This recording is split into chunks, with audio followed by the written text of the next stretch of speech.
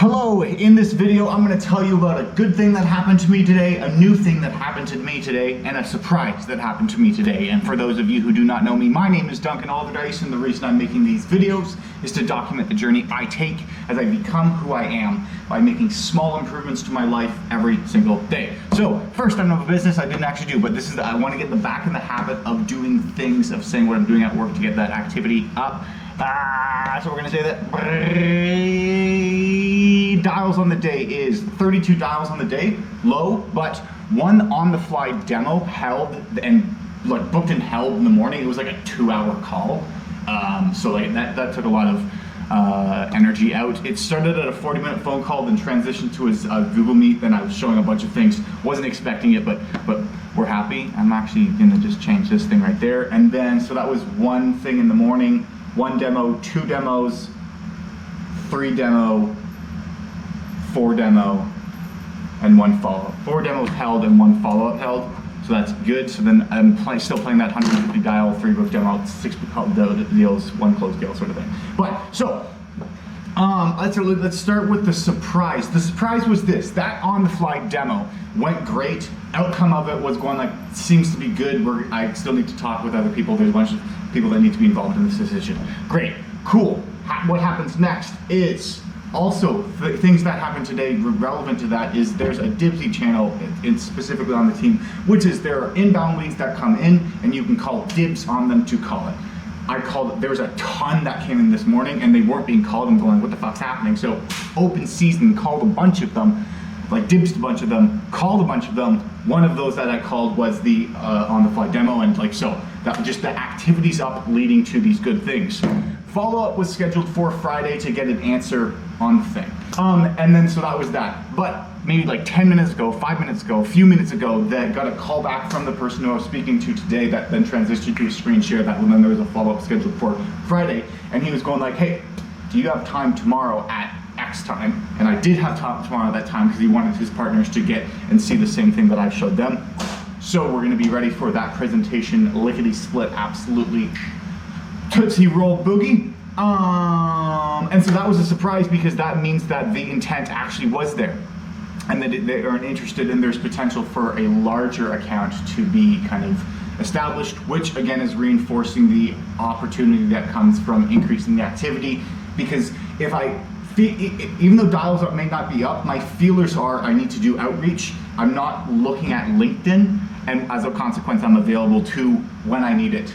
Dibs those inbounds, got a bunch of the other ones, made the calls, made the texts. Haven't booked anything, but we will follow up. So that was cool that actually happened. We'll see if something closes then.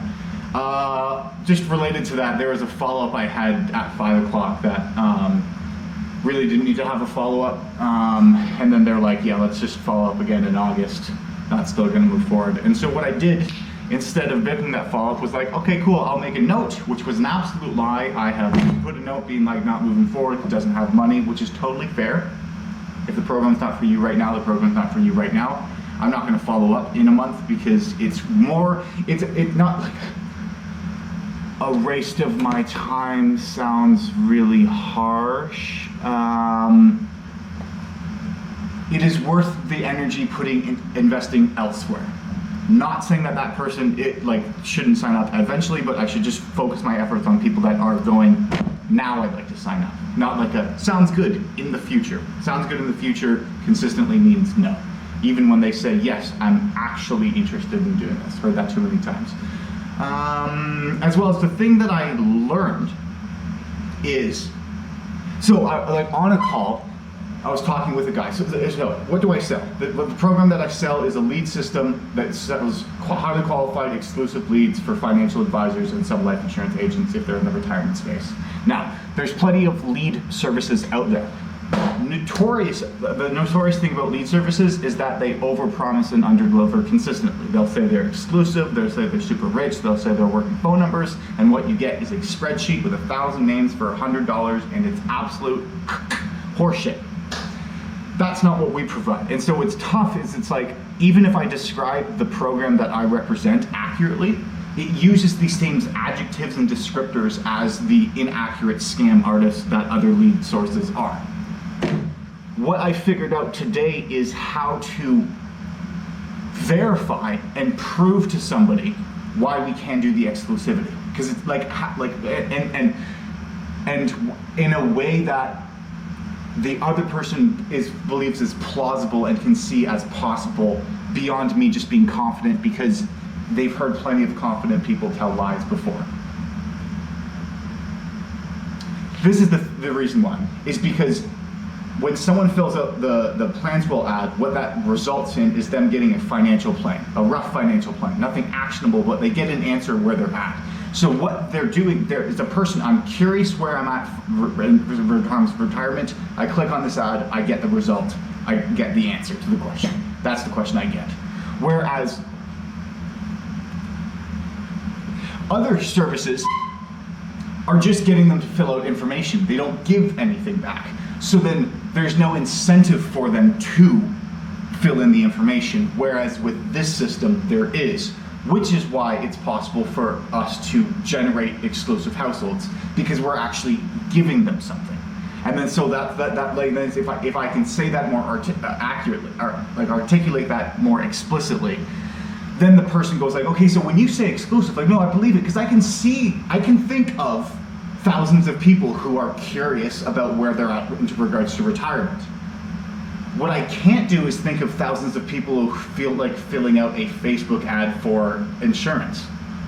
Like, why would you want to do that? What's the incentive, unless you're actively looking for it? But people aren't actively looking for things generally like that. Whereas this, yes. So then it just is understanding that, making that more explicit. Then if that adds the credibility to everything that follows, of going like, we actually give them something. That's why they're getting it. That's why everything that I'm saying is real. So that's fantastic. As well as the other thing is, this is in regards to more personal life kind of thing. So the conversation I'm having with the person, it's going well. And I'm happy. I'm trying to contain myself and not get overzealous, because I can do that. But one thing that I did good yesterday is, like, we were talking, like just texting back and forth, and it was like approaching bedtime, I was getting sleepy. Whatever it was, in previous times, if I said like I'm sleepy, then they would be like, no, stay up. Then I'll say, okay, yes. Whereas this time I was like, no, I'm sleepy, I want to go to bed for work, and actually set that boundary and said like, no. Now, did I say no as explicit as I probably should have? No, I didn't, but it was better that I did that. And then two things that I learned. Number one, the person didn't completely lose absolute fundamental interest in me, obviously, but more, it was just, like, two things happened. That was one, but more the second thing is going like, okay, no, but what I want to ensure is that the type of relationship that I'm building with someone is a healthy one. And a healthy one includes boundaries that both sides have set. And so if I don't set boundaries, which is the issue I consistently have had in previous relationships, reflecting back on it and being real about it, that's what I didn't do. And so if I don't want to be an idiot and make the same mistake in the same situation again, and actually want to build something good, I need to change the behavior. And the behavior that I want to change to build a better one is something that I did, so it's just like, yes, fucking, I did that. So that's what's happening. That's what's happening there.